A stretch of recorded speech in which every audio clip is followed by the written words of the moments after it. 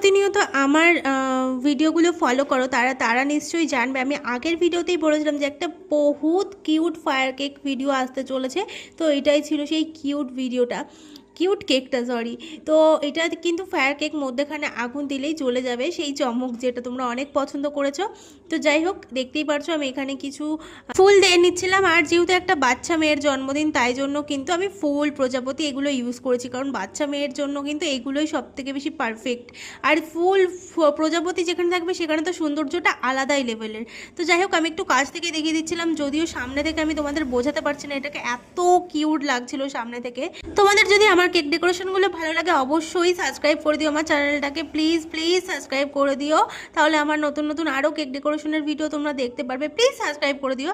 আর এই যে cake cut করার সময়, এটা হচ্ছে ফায়ার কেকের ভিডিওটা, দেখতেই পারছো। তো কেমন লাগলো আজকের ভিডিওটা জানাতে ভুলো না। দেখা হচ্ছে নেক্সট ভিডিওতে, চলো টাটা।